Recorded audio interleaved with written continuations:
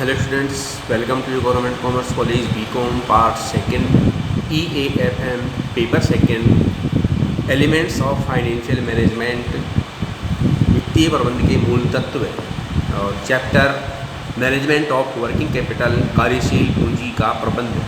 सब पॉइंट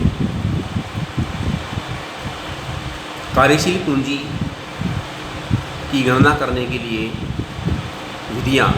इसमें सबसे पहले विधि आती है हमारे पास में प्रतीपगमन विश्लेषण विधि, regression analysis method for calculation of working capital. कार्यशील पूंजी के पूर्वानुमान हेतु प्रतीपगमन विधि एक सांख्यिकी विधि है जो स्टैटिस्टिक्स के आधार पर डाटा को सटीक तरीके से प्रस्तुत करती है। यह गत वर्षों में बिक्री एवं कार्यशील पूंजी तथा इसके विभिन्न घटकों के मध्य औसत संबंध स्थापित करने के बाद ही ज्ञात की जाती है या कार्य करती है। इस संबंध में न्यूनतम वर्ग विधि का उपयोग किया जाता है। बिक्री एवं कार्यशील पूंजी में संबंध को एक समीकरण के द्वारा दर्शाया जाता है, जैसे y = a + bx।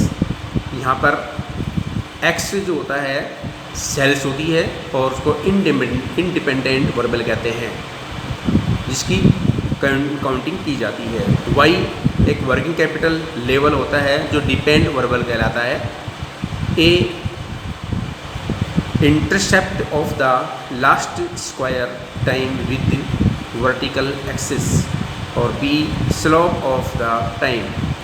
a तथा b का मूल्य दो रेखीय समीकरणों, जिन्हें दो अज्ञात राशियों के दो सामान्य समीकरण कहते हैं, की सहायता से प्राप्त किया जाता है। बीकॉम पार्ट फर्स्ट में पढ़ाई जाने वाली बुक स्टैटिस्टिक्स में एक चैप्टर आता है रिग्रेशन।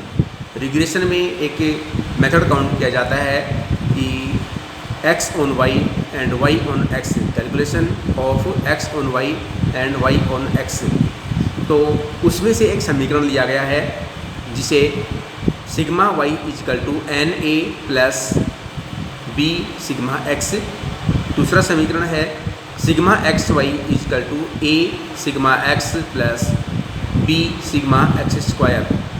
तो हमारे पास में गत वर्षों की जो विक्रय के डाटाज दिए हुए होते हैं, उन डाटाज या विक्रय से उत्पादन के संबंधित जो डाटा दिए होते हैं, उनसे संबंधित सेल्स, वर्किंग कैपिटल को आधार मानते हुए और हमें काउंटिंग करनी होती है। तो इसमें गत वर्षों की एक सीरीज दी होती है और उस सीरीज में हमारे पास में जो समीकरण होते हैं, जो समंक होते हैं, उनको एक वर्टिकल लाइन में लिखे जाते हैं और फिर उसके अंतर्गत ये काउंटिंग की जाती है, जिसमें sigma y = NA + B sigma x तथा sigma XY = A sigma x + B sigma x²।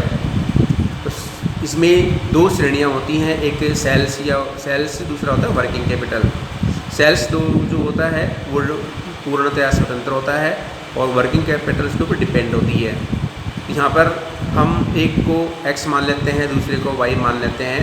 n जो नंबर ऑफ ईयर्स दिए होते हैं और a तथा b एक काउंटिंग किए जाने वाले स्थिरांक चर होते हैं, जिनके आधार पर इसकी गणना की जाती है। धन्यवाद।